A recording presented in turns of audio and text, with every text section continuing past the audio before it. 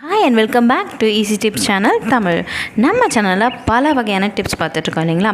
So அந்த வகையில் இன்றைக்கி என்ன டிப் பார்க்க போகிறோம் அப்படின்னு பார்த்தீங்கன்னா, எல்லாருக்குமே பயன்படுற மாதிரி ஒரு கிச்சன் டிப் தான் பார்க்க போகிறோம். ஸோ இந்த டிப்புக்கு போகிறதுக்கு முன்னாடி நீங்கள் இந்த சேனலை ஃபஸ்ட் டைம் பார்க்குறீங்க அப்படின்னா உடனே சப்ஸ்கிரைப் பண்ணுங்கள்.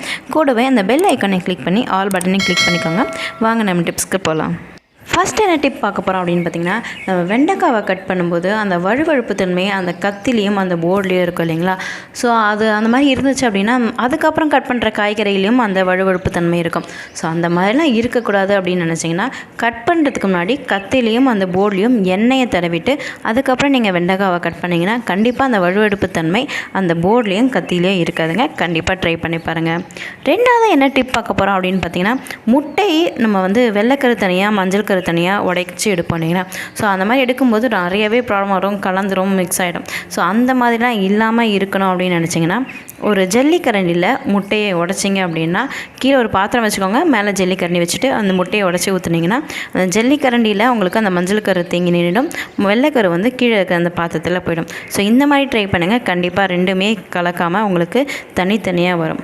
மூணாவதாக என்ன டிப் பார்க்க போகிறோம் அப்படின்னு பார்த்தீங்கன்னா, இது நான் ரொம்பவே யூஸ் பண்ணுற டிப்புங்க, டெய்லி யூஸ் பண்ணுற டிப்பு சொல்லப்போனால். என்னென்னு கேட்டிங்கன்னா, புளி கரைக்கிறது எப்படி அப்படின்றது தான் பார்க்க போகிறோம். ஸோ நம்ம நிறைய விஷயம் மறந்துடுவோம், கிச்சனில் நிறைய டென்ஷன் இருக்கும். ஸோ அந்த மாதிரி டைமில் புளி ஊற வைக்கிறதுக்கு மறந்துடுவோம். சாம்பார் கொதிச்சிட்ருக்கோம், திடீர்னு புளி ஊற வச்சதை காணோம், மறந்துடுவோம். ஸோ அந்த மாதிரி இருக்கும்போது நம்ம சுடு தண்ணி கொஞ்சம் வச்சுட்டு உடனே அதில் அந்த புளியை போட்டிங்க அப்படின்னா 5 நிமிஷத்தில் உங்களுக்கு அந்த புளி நல்லாவே கரைஞ்சி வந்துடும். ஸோ அந்த மாதிரி ட்ரை பண்ணுங்கள்.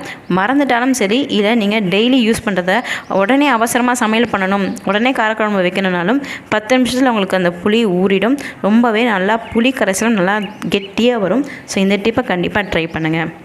நாலாவதாக என்ன டிப் பார்க்க போகிறோம் அப்படின்னு பார்த்தீங்கன்னா, நம்ம மிக்ஸி ஜாரில் அந்த பிளேடு மங்கி போயிடுச்சு, பிளேடு மாற்றணும் அப்படின்ற ஒரு நிலமை வந்துச்சுன்னா நம்ம வீட்லேயே இருக்கிற பொருளை வச்சு நம்ம ஷார்ப் பண்ணிக்கலாம். எப்படின்னு பார்த்தீங்கன்னா, நம்ம கல் உப்பு இருக்குது இல்லைங்களா? ஸோ அந்த கல் உப்பை ஒரு 4 ஸ்பூன் கல் உப்பு அந்த மிக்ஸி ஜாரில் போட்டுக்கோங்க. போட்டுட்டு நல்லா அரைச்சிக்கோங்க. அரைச்சிங்க அப்படின்னா முன்னாடி பின்னாடி நல்லா சேர்த்து அரைச்சிக்கோங்க. ஸோ அந்த மாதிரி அரைச்சிங்கன்னா உங்களுக்கு நல்லாவே பிளேடு ஷார்ப் ஆகிடும். நீங்கள் இதுக்காக பிளேடு மாற்ற வேண்டிய அவசியம் இல்லை, வெளியே போயிட்டு காசு செலவு பண்ணுற அவசியமும் இருக்காது. கடைசியான டிப் என்னென்னு பார்த்தீங்கன்னா, நம்ம ஆப்பிள் கட் பண்ணும்போது ஆப்பிள் கட் பண்ணி உடனே சாப்பிட்டா ஓகே, ஒரு மணி நேரம் கழிச்சு சாப்பிடுவேன், இல்லை பசங்களுக்கு நான் ஸ்நாக்ஸாக கட்டி கொடுக்க போகிறேன் அப்படின்னு சொன்னிங்கன்னா அந்த ஆப்பிள் கருப்பாயிடும். ஸோ பசங்க அப்படியே வீட்டுக்கு எடுத்துகிட்டு வரதுக்கு சான்சஸ் இருக்குது. ஸோ அந்த மாதிரிலாம் இல்லாமல் உங்களுக்கு கட் பண்ண மாதிரியே வெள்ளையாகவே எப்போவுமே இருக்கணும் அப்படின்னு நினச்சிங்கன்னா, அந்த ஆப்பிளை கட் பண்ணதுக்கப்புறம் ஒரு தட்டில் உப்பு போட்டு அந்த உப்பு தண்ணியில் இந்த ஆப்பிளை போட்டுட்டு உடனே எடுத்துங்க. ஒரு 2-3 செகண்ட்ஸில் அந்த ஆப்பிளை எடுத்துகிட்டு நீங்கள் வச்சிங்க அப்படின்னா 4 மணி நேரம் ஆனாலும் உங்களுக்கு அந்த ஆப்பிள் கருக்காது. எப்படி வச்சிங்களோ நம்ம அப்பா கட் பண்ண மாதிரியே அப்படியே ஃப்ரெஷ்ஷாக வெள்ளையாகவே இருக்கும்.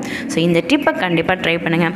ஏன்னா ஃப்ரெண்ட்ஸ், இந்த டிப் உங்களுக்கு பிடிச்சிருந்தா கண்டிப்பாக ஷேர் பண்ணுங்கள், லைக் பண்ணுங்கள், முக்கியமாக சப்ஸ்கிரைப் பண்ணுங்கள். வேறு ஏதாவது டிப் வேணும் அப்படின்னாலும் எனக்கு கமெண்ட் பண்ணுங்கள். கண்டிப்பாக நான் அதுக்கு ஆன்சர் பண்ணுறேன். வேறு ஒரு நல்ல டிப்ஸ்னு உங்களை மீண்டும் சந்திக்கும் வரை உங்களிடம் விடைபெறுவது உங்கள் லாவண்யா. நன்றி, வணக்கம், பை பாய்.